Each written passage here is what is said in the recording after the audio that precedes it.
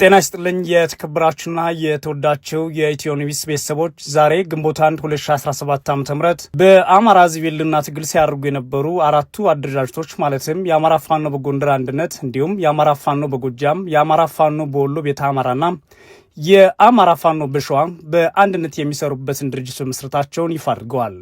አደረጃጀቶቹ ባለፉት ቀናት በጎንደር ቋራ ሲያደርጉት በነበረው ጉባኤም በተለያዩ ጉዳዮች ላይ ተወያይተው የጋራ አመራር መስጠት የሚያስችላቸውን አንድ ማዕከላዊ ኃይል መመስረታቸውን ይፋ አድርገዋል። ይህ የተመሰረተው ኃይልም የአማራ ፋኖ ብሔራዊ ኃይል የተባለ ድርጅት ነው ብለዋል። የመግለጫው ሙሉ ቃል እንደሚከተለው እናቀርብላችኋለን። አብራችሁን ቆዩ። ከአማራ ፋኖ ብሔራዊ ኃይል አፋብኃ የተሰጠ መግለጫ። የቋራ ቃል ኪዳን የአማራ ሕዝብ የተጀመረውን የህልውና ተጋድሎ በከፍተኛ ሁኔታ የተጋጋለበት ዘመን ላይ እንገኛለን። የአማራ ክልልን ጨምሮ በርካታ የአገሪቱ አካባቢዎች እየተደረገ ያለው የህልውና ትግል ህዝባዊ መሰረቱ ያለው በመሆኑ በአንድ ወጥ ድርጅቱ እየተመራም ባይሆንም አመርቂ ውጤት እያስመዘገበ ይገኛል። ትግሉ ግለቱን ጠብቆም የበለጠ እንዲፋፋምና በአጭር ጊዜ የአማራን ህዝብ ነጻነት ያረጋግጥ ዘንድ ይህንን ትግል የሚያቀናጅና የሚያስተባበር የጋራ አመራር ያለው ድርጅት መወለድ ጊዜው የጠየቀው አንገብጋቢ ጉዳይ ሆኖ ተገኝቷል። ይህን አንገብጋቢ ጥያቄም ለመመለስ ያለመ በርካታ ሙከራዎች ተደርገዋል። ብዙ ውጣ ውረዶችም ታልፈዋል። በመጨረሻም የአማራ ህዝብ የናፈቀው ሀገር ወዳድ ኢትዮጵያን ሁሉ የተመኘው መላው የፋኖ ሰራዊት የጠበቀው ታሪክ እንዲፈጸም የጠየቀው ጉዳይ ተጠናቋል። የአማራ ፋኖ በጎጃም፣ የአማራ ፋኖ በወሎ ቤተ አማራ፣ የአማራ ፋኖ አንድነት በጎንደርና የአማራ ፋኖ በሸዋ ከፍተኛ አመራሮች በጋራ ቋራ ጎንደር ባደረጉት ቀናት የወሰደ መስራች ጉባኤ ዛሬ ግንቦት 1 ቀን 2017 ዓ.ም የአማራ ፋኖ ብሔራዊ ኃይል ወይም አማራ ፋኖ ናሽናል ፎርስ የተሰኘ ድርጅት መመስረታቸውን ለመላው ሰራዊታችን፣ ለአማራ ህዝብና ለትግሉ ደጋፊዎች እናበስራለን። መላው የትግላችን ደጋፊዎች እንኳን ደስ አላችሁ።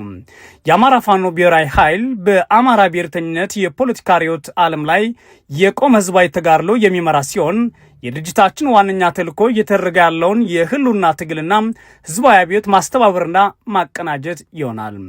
ድርጅታችን የአማራ ፋኖ ብሔራዊ ኃይል በኢትዮጵያ ሉዓላዊነትና አንድነት ላይ የማያወላውል አቋም ያለው ሲሆን የአማራ ህልውና የሚረጋገጠው ከሌሎች ኢትዮጵያውያን ኃይሎች ጋራ በሚደረግ የጋራ ትግል የአብይ አህመድን የሽብር አገዛዝ በማስወገድ በምትኩ በሽግግር ሂደት በሚገነባ የጋራ መንግስት ምስረታ እንደሆነ ያምናል። ድርጅታችን የአማራ ህዝብ ተጋድሎም የህልውና ተጋድሎ ነው ስንል ህልውናችን የተፈታተነው መዋቅርና ትርክት ለመለወጥ እንደሆነ በጽኑ እንደማመናችን መጠን የወልቃይት ጠለምትና ራያን ጨምሮ ሁሉም የሀገራችን አካባቢዎች ያለ የወሰን የማንነትና ራስን በራስን የማስተዳደር ጥያቄ ለማስመለስ እንደሆነ እናረጋግጣለን። መዋቅራዊ ጥቃትን መቀልበስና ለአማራ ህዝብ ማህበራዊ ፍትህን የሚያሰፍን ስርዓተ መንግስትን መፍጠርን ታሳቢ ያደረግነውን ትግል የሚመራ ማዕከላዊ አመራር መፈጠሩ የህልውና ትግል እያደረገ ላለው ህዝብ ተጨማሪ አቅም ነው። ድርጅታችን በሙሉ አቅሙ ትግሉ እንዲመራ የሁሉም ባለድርሻ አካላት ድጋፍ ያስፈልገዋል። የአማራ ፋኖ ብሔራዊ ኃይል አወቃቀር ጠቅላላ ጉባኤ፣ ማዕከላዊ ምክር ቤት፣ የስራ አስፈጻሚ ኮሚቴ እንዲሁም የአባት አርበኞች ምክር ቤትን አካቶ ህገ ደንብ በማጽደቅ ተቋቁሟል። የአባት አርበኞች ምክር ቤትን አርበኛ መሳፍንት ተስፉ እንዲመሩ መስራት ድርጅቶቹ ተስማምተዋል። የድርጅቱ አመራር በተመለከተ የመስራት ድርጅቶችን አባላትና ሰራዊት ለማዋሃድ ጊዜ በማስፈለጉም የድርጅቱን አመራር በማዋቀር ሂደት የመስራት ድርጅቶችን አመራርና አባላት ተሳትፎ ከፍ ለማድረግ ሲባል የትግሉ ከሚደረግበት የቀጠና ስፋት አንጻር የጋራ አመራር በማስፈለጉም እንዲሁም ሌሎች በኢትዮጵያ ውስጥ ያሉ የፋኖ አደረጃጀቶችን የድርጅቱ አካል የሚሆኑበትን እድል ለመፍጠር ሲባል ድርጅቱ በማዕከላዊ ኮማንድ እንዲመራ ተወስኗል። በመሆኑም 13 አባላት ያሉት ማዕከላዊ ኮማንድ የተቋቋመ ሲሆን አባላቱም የሚከተሉት ናቸው።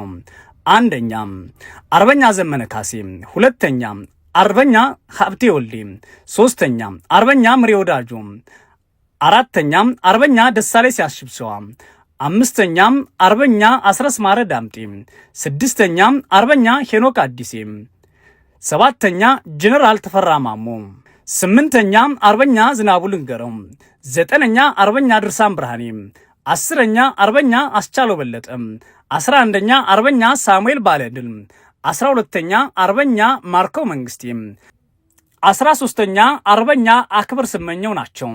ሙሉ የአመራር ምደባ ሰርቶ እስኪጠናቀቅ ማዕከላዊ ኮማንዱ የድርጅቱን የፖሊት ቢሮና የስራ አስፈጻሚ ኮሚቴ ሚና በመውሰድ የድርጅቱን ወታደራዊ፣ ፖለቲካዊ፣ የዲፕሎማሲና የአሰራር ስራዎችን እንዲመራና እንዲወስን ስምምነት ላይ ተደርሷል። ለመላው የአማራ ሕዝብ፣ ለመላው የፋኖ አባላትና አመራሮች በድጋሚ እንኳን ደስ አላችሁ እያልን የሚከተለውን ጥሪ እናስተላልፋለን። ለመላው የአማራ ሕዝብ አሁን የአማራ ፋኖ ትግል ወታደራዊ አቅም፣ ፖለቲካዊ ልምድና ሁሉን አቀፍ አቅም ወደ አንድ ቋት ተሰባስበው ጠላት የሚያንኮታኩቱበት ወርቃማ ዘመን ላይ ደርሰናል።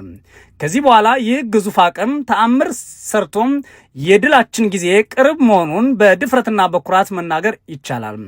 ይህ እውን ይሆን ዘንድ መላው ሕዝብ በብሔራዊ ኃይሉ ሰብሳቢነት የሚመራውን ተጋድሎ በማንኛውም መልኩ መደገፍ ከጎናችን እንዲቆም ጥሪ እናስተላልፋለን። ለመላው የአማራ ፋኖ ሰራዊትም ዘመንና ታሪክ ግድ ብሎት ከረጅም ምጥ በኋላ የተወለደው ድርጅታችን መስዋዕትነት የምትከፍሉለትን ትግል ከግብ ለማድረስ ተገቢውን ትጋት የሚያደርግ ሲሆን በቀጣይ የምንሰጣቸውን መመሪያዎች ለመፈጸምና የትግል ጥሪዎችን ለመቀበል የወትሮ ዝግጁነት እንዲኖራችሁ እናሳስባለን። ለአክቲቪስቶች፣ ጋዜጠኞችና ትግሉን ለምትደግፉ የሚዲያ አካላት ውድ እህትና ወንድሞቻችን ከመነሻው የአንድ መከረኛ ህዝብ ልጆች ነን። የአንድ አፈር አፈሮች ነን። እኩል የትግሉ ባለቤቶችም ነን። ይህን እንገነዘባለን። የህዝባችን መከራ ከኛ እኩል እንደሚያማችሁ፣ ከዚህ መውጫ መንገድ ፍለጋውም እኩል እንደሚያስጨንቃችሁ እናውቃለን። ሚዲያ ወሳኙ የትግል ግንባር ነውና በተሰለፋችሁበት ግንባር የነበራችሁና ያላችሁን ሚና በቅጡ እንረዳለን። ይሁንና ከመጓተት ከበጎ ጭንቀትም ይሆን ከግለሰባዊና ቡድናዊ ፍላጎትና ተልዕኮ የተነሳ የሚደረጉ ገደብ የለሽ ጣልቃ ገብነቶችን፣ የተዛነፉ ትንተናዎችን ትግሉን እያወኩት መሆኑን በመገንዘብ ማናችንም የሚዲያ ስራዎች የመታገያ ተቋም ፈጥሮም ህዝባችንን ለአንድ ዓላማ በአንድ ላይ ማሰለፍ ታሳቢ አድርጎም የህልውና ትግሉን ማሸነፍ ማዕከል ያደረገ እንዲሆን የበኩላችሁን ድርሻ እንድትወጡ እናሳስባለን። ለዲያስፖራ ወገኖቻችን የህልውና ትግሉ አሁን ያለበት ደረጃ ይደርስ ዘንድ የአማራ ዲያስፖራ የነበረው ሚና በትልቁ የሚገለጽ ነው። ሆኖም ወጥ የሆነ የዲያስፖራ አደረጃጀት አለመኖሩና ተመሳሳይ ግብና ዓላማ የሌለ በሚያስመስል ደረጃ ያሉ የእርስ በርስ ንትርኮች በዲያስፖራ ብቻ ሳይሆን በፋኖ አደረጃጀቶች ላይ ያለው አሉታዊ ተጽዕኖ በቀላሉ የሚገለጽ አይደለም። በመሆኑም የዲያስፖራው ማህበረሰብ በአንድነት እንዲደራጅና ትግሉን እንዲደግፍ ጥሪ እያደረግን በዚህ ረገድ ድርጅቱ የሚወስደውን ኃላፊነት ወስዶ ወደ ተግባር እንዲገባም እናሳውቃለን።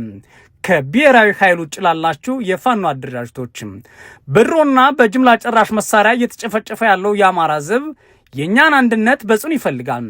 ሁሉም አፈሙዞች ወደ አንደኛው ጠላት ብቻ መነጣጠር እንዳለባቸው የአማራ ፋኖ ብሔራዊ ኃይል ያምናል። ለሁሉም እድል የሚሰጥ በልካችን የሚያስተናግደን ሰፊ አዳራሽ ፈጥረናል። ስለሆነም ያለምንም ማመንታት ድርጅቱን እንድትቀላቀሉ ጥሪ እናቀርባለን። ለአገዛዙ ካድሬዎች፣ የሰራዊት መኮንኖችና ወታደሮች ይህ ትግል የህዝብ ትግል ነው። ማሸነፋችንም የተረጋገጠ ጉዳይ ነው። የአብይ አህመድ አገዛዝ በማገልገል ጥቁር ታሪክ እየጻፋችሁ ነው። የአማራ ፋኖ ብሔራዊ ኃይል የግለሰብን ስልጣን ሳይሆን የህዝብን ነጻነት አስቀድመው ለሚመጡ ወገኖች በቂ የመታገያ ሜዳ ለመፍጠር ዝግጁ ነው። ስለሆነም ትግሉ እንድትቀላቀሉና የማይቀረውን የድል ጽዋ አብረን እንድናነሳ ጥሪያችንን እናቀርባለን። ለመላው ኢትዮጵያውያን የአማራ ህዝብ የህልውና ተጋድሎ የኢትዮጵያን ህልውና የማይፈታተን ይልቁንም በጋራ ትግል በሚያምን አታጋይ ድርጅት የሚመራ ነው። የአብይ አህመድ አገዛዝ የሽብር ተግባሩ ኢላማ ያደረጋቸው በርካታ ወገኖች ምራቸው የታወቀ ነው። ስለሆነም መላው ኢትዮጵያውያን ይህንን የህልውና ትግል በመደገፍ ከህዝባችን ጎን እንድትቆሙ ጥሪ እናቀርባለን። በጸረ ብልጽግና ትግል ላይ የምትሳተፉና ነፍጥ ያነሳችሁ ኢትዮጵያን የገጠመን ጠላት የዓለም አቀፍ የጦርነት ህግ የማይገዛው የሞራል ተጠየቅ የሌለው የሀገር ሀብት ለሽብር ተግባር የሚያውል የሚመራውን ህዝብ ላይ ሽብር በመፍጠር ስልጣን ላይ መቆየት የሚፈልግ ልፍስፍስ ኃይል ነው። ስለሆነም ጠላታችን ላይ በጋራ ለምናደርገው ትግል የተቀናጀ የተናበበ ሁለገብ ትግል በጋራ እንድናደርግ ጥሪ እናቀርባለን። ለዓለም አቀፉ ማህበረሰብ በዓለም የጦርነት ታሪክ ተደርጎ ማይታወቅ ደረጃም በራሱ ህዝብ ላይ የሽብር ተግባር እየፈጸመ ያለውን አብይ አህመድና አገዛዙ በሀገር ስም የሚደረግለትን ድጋፍ ለጦርነት መዋል ከጀመረ ሰነባብቷል።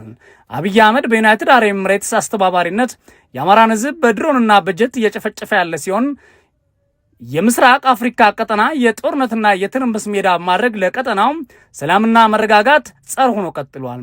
የአማራ ህዝብ ተጋድሎ በድል ሲጠናቀቅ ይህንን ነባራዊ እውነት የሚለውጥ ውጤት እንደሚያመጣ እሙን ነው። ስለሆነም የአብይ አህመድ አገዛዝ ባለመደገፍና ማንኛውም ዲፕሎማሲያዊ ጫና በማድረግ ለሰላም እጁን እንዲሰጥ የበኩላችሁን ተጽዕኖ እንድታደርጉ ጥሪ እናቀርባለን። የአማራ ፋኖ ብሔራዊ ኃይል ማዕከላዊ ኮማንድ ቋራ፣ አማራም ኢትዮጵያም